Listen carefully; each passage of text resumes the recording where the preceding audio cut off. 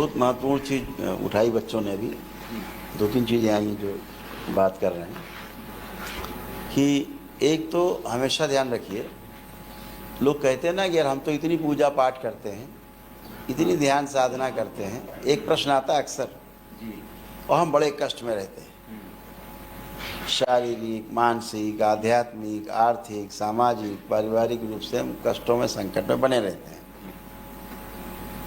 और जो निठल्ले टाइप के हैं,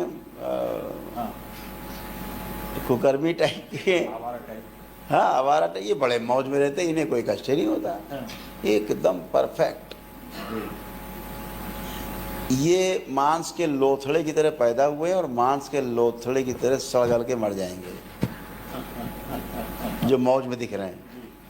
लेकिन आपका जो एक आकर्षण पड़ा हुआ पीछे ध्यान साधना का, पिछले आयामों में, पिछले कालखंडों में, पिछले युगों में, वो आपको बार बार आकर्षित करता है। कहते हैं नहीं, पूत के पाँव जो है पालने में दिख जाते हैं।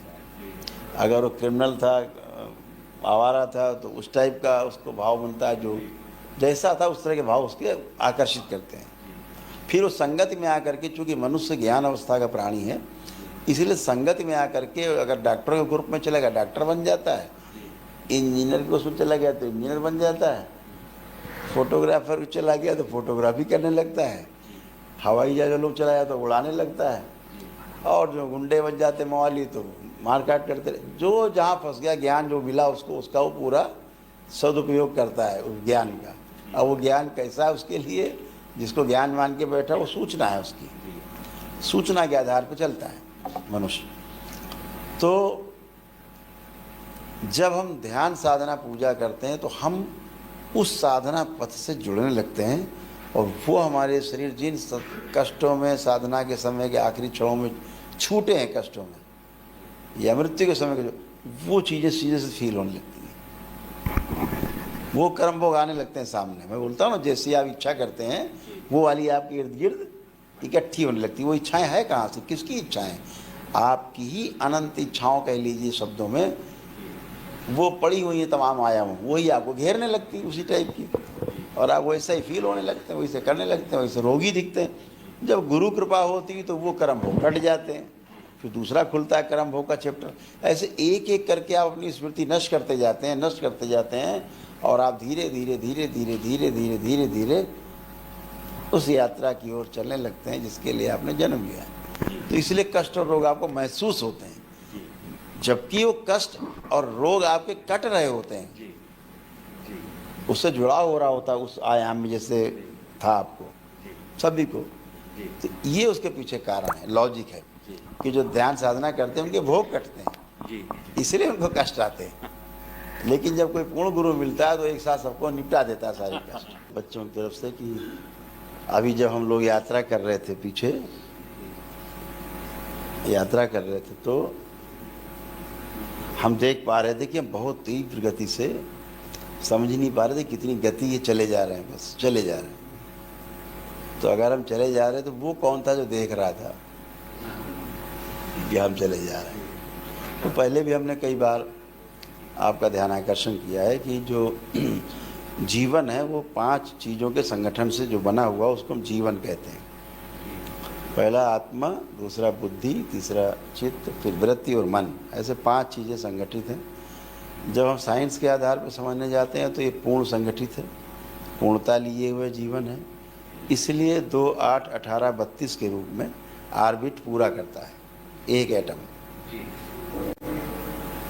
पूर्ण है, ना विघटित होता है और ना संगठित होता है दोबारा से, क्योंकि ये पूर्ण विकसित है, पूर्णता को प्राप्त। इसीलिए कहते हैं कि आत्मा की मृत्यु नहीं होती, वो ठीक है, लेकिन जीवन विघटित हो जाता है।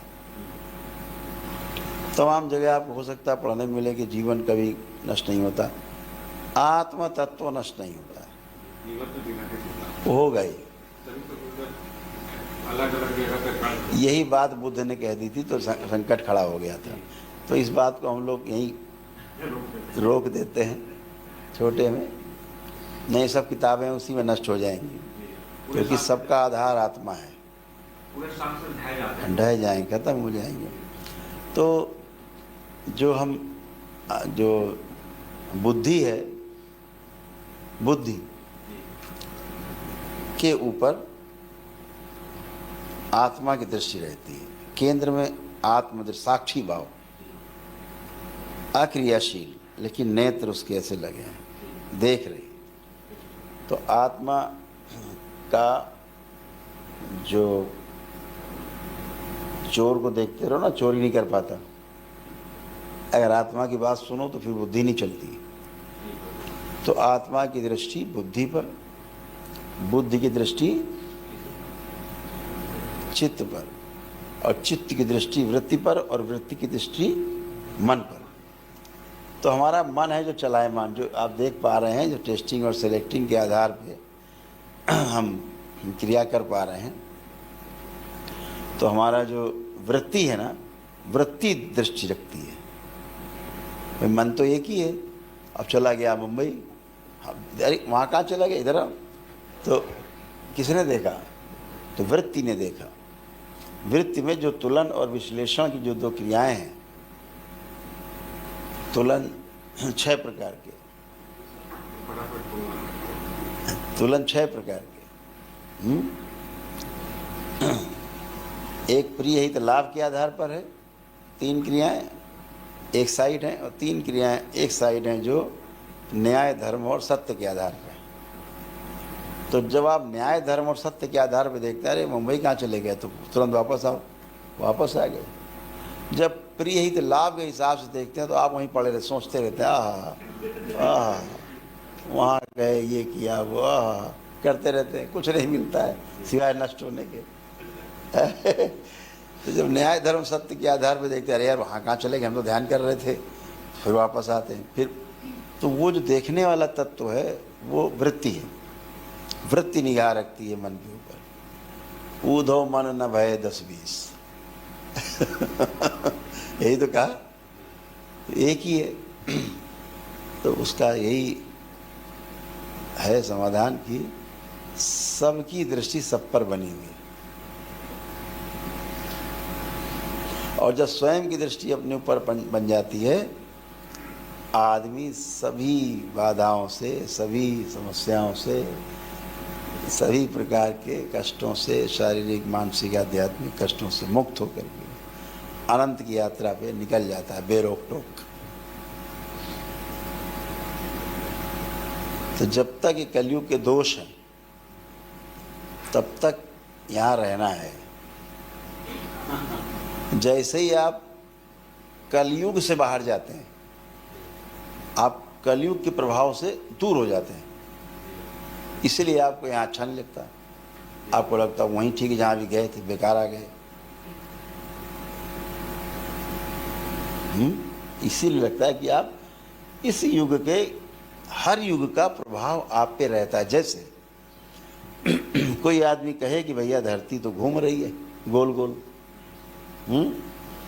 तो हवाई जहाज ऊपर खड़ा करो इसे, हेलीकॉप्टर, धरती तो घूम ही रही है। ऊपर उठकर, और जब अमेरिका आ जाए तो नीचे उतार लो। तो कहीं जाना है नहीं, आराम से उतर जाओ। तो ये वो नहीं कि आपकी गेंद घूम रही फिर आपने उतार दिया कुछ। पूरा आयाम एक साथ घूम रहा है। ट्रेन के अंदर बैठो, ट्रेन के अंदर आप ऐसे बॉल करो तो हाथे में आएगी, चाहे जितना वो करो। अब सोचो ट्रेन तो जा रही है और बॉल आपने उछाल दी तो कायदे से ट्रेन तो आगे चली गई, तो बॉल वहाँ चली जानी चाहिए, लेकिन फेंको बॉल हाथ में ही आएगी। आयाम साथ साथ गति साथ साथ है, गति में जवाब रहते हैं। बॉल भी गति में है ना, आप ही थोड़ा गति में हो। वो जो बॉल ट्रेन के अंदर है वो भी गति में है, रखी है तब भी गति में है। अब झोला रख दो भी गति में है। आपको झोला इसे फेंक दें और फिर वहाँ गिरे, हम आगे चली गई ट्रेन। ये काम ट्रेन से बाहर आप करो तो चला जाएगा इधर उधर। ये काम ट्रेन से बाहर करिए तो ट्रेन आगे चली जाएगी, बॉल उधर चली जाएगी। आयाम टूट गया। ऐसे ही एक आयाम है जिसमें हम रहते हैं तो उसका प्रभाव हम पे रहता ही है। जैसे ही इससे बाहर जाते हैं, इस प्रभाव से दूर हो जाते हैं। तो जैसे कलयुग से दरबार आपको बाहर ले गया, पिछले 2 दिनों में द्वापर मिले गया, आज त्रेता मिले गया खींच के।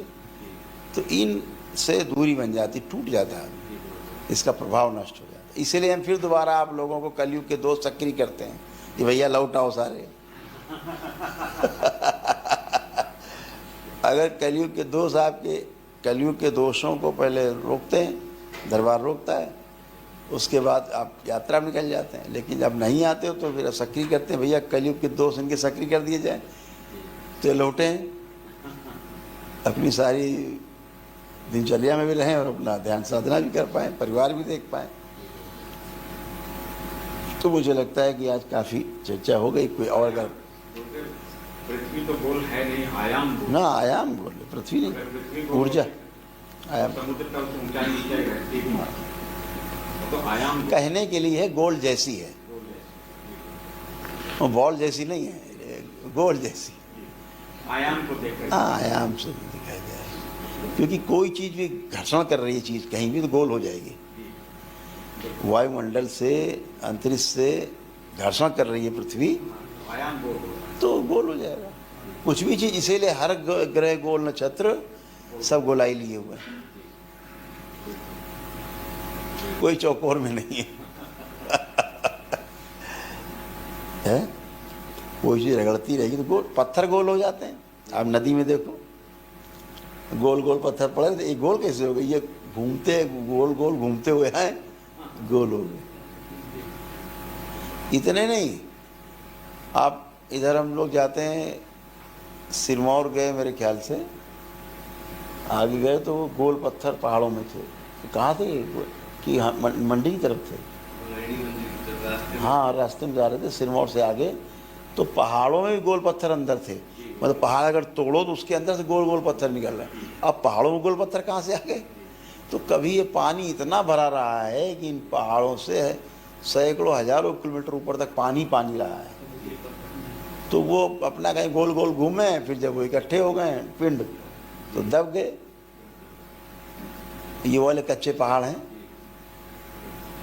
जो ज्वालामुखी वाले पहाड़ हैं बहुत हार्ड हैं, वो लावा की वजह से ज्वालामुखी जहाँ जहाँ फटी हैं और वहाँ पर पहाड़ इकट्ठे ढेर लग गया है, तो बड़े हार्ड हैं पहाड़। जैसे नैनीताल और इधर अल्मोड़ा, कुमायूं मंडल जो है पूरा बहुत हार्ड पत्थर है, वोल्केनिक, तोड़ने से नहीं टूटता। तो प्रकृति में सब चीज़ समय के अनुसार है। देखो ना, पहाड़ में कई जगह हम लोग देखते हैं परत दर परत जमी हुई है, एक परत की परत दर परत है ना, दिखता है, लगता है किसी ने बिछाई है जैसे परत एक दूसरे पे। तो वाकई परत बिछी है, लाखों करोड़ों साल में परतें बिछी हैं, जिन्हें आराम से आदमी जाता है, लगाता है, वो ब्लास्ट थोड़ा बोले बेच दो। कितना अद्भुत प्राणी आदमी, सब बेचे डाल रहा है।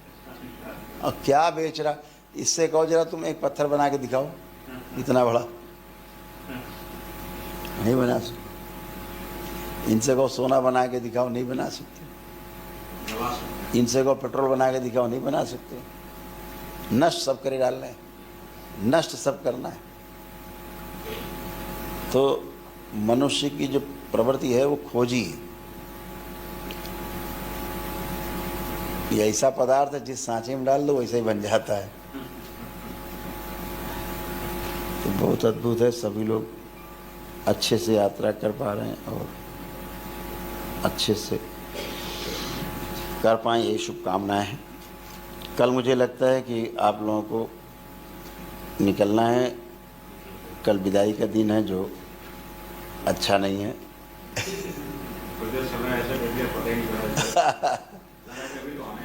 हाँ,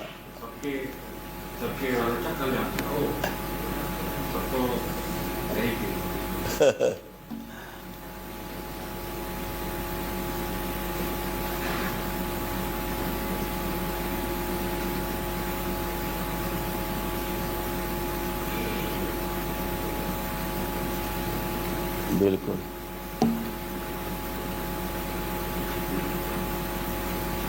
इसीलिए बहुत कष्ट है, बहुत कष्ट है। उस युग के।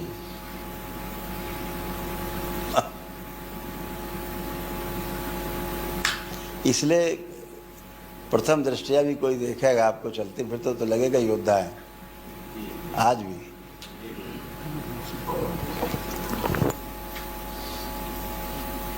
आपको भी देखेगा लगेगा सामुराई जैसे कि चले तो पैर की आवाज भी ना हो, वो वाली फीलिंग रहती। जैसे एक सज्जन हम जानते हैं उनको, पुलिस के बहुत बड़े अफसर थे, वो चलते कितना तेज चलते, उनके जूते की आवाज नहीं आती थी। तो हमने उनसे पूछा कि आपको तलवार चलाने में इंटरेस्ट है कुछ? बोले नहीं, मैंने कभी नहीं चलाई। हमने ये नहीं पूछा चलाई कि नहीं चलाई, इंटरेस्ट है? बोले बहुत इंटरेस्ट है। इंटरेस्ट तो बहुत है, चलाई नहीं। और बहुत आकर्षित करती तलवार हमको, और मुझे लगता है मैं खूब युद्ध कर सकता हूँ। तो कभी कोई पिछले उसमें रहता है तो फिर वो चीज़ें उसकी रहती हैं। कोई क्वेश्चन? आज का सत्र समापन किया जाए, बाकी आप इन्हें सबको एक्सप्लेन करिएगा। सभी को बहुत बहुत शुभकामनाएं। आप सभी सत्र को ज्वाइन कर पाए आप लोग। बाबा माँ के सानिध्य में, उनकी छत्र छाया में, भोलेनाथ की माँ की छत्र छाया में ध्यान करने का प्रयास कर पाए। गुरुदेव सभी पूरी तरह से तृप्त नहीं हो पाए। हाँ तृप्त नहीं हो पाए, हाँ, अतृप्त रह गए कि समय निकल गया। मतलब समय का पता ही नहीं चला हाँ, गुरुदेव। समय का नहीं पता। फिर सब योजना बना रहे हैं कि सितंबर में फिर से आने का। कुछ दूसरे लोग भी होंगे कि अच्छा इधर से छुट्टी मिल जाएगी शायद, फिर सब फ्लाइट का देख रहे हैं कि अच्छा इस समय सही रहेगा। तो अगली बार हम लोग वहाँ रखेंगे, हरिद्वार। जी गुरुदेव, हरिद्वार रहेंगे पूरा, बहुत अच्छा रहेगा। पूरा हरिद्वार में। Haridwar next September Next will time. Be Haridwar. This next September time will be there. September Haridwar. Yes. वहाँ शांति है और जी एकांत है। जी गुरुदेव। यहाँ तो हरिहर है। वैसे भी 2025 से काफ़ी कुछ अच्छा है। जी गुरुदेव।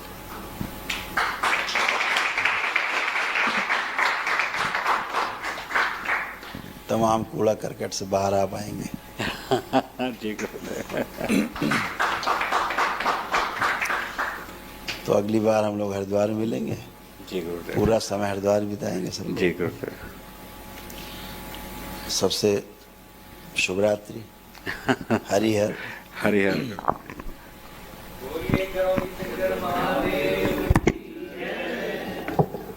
बोलिए सद्गुरुदेव भगवान की, गुरु माता की।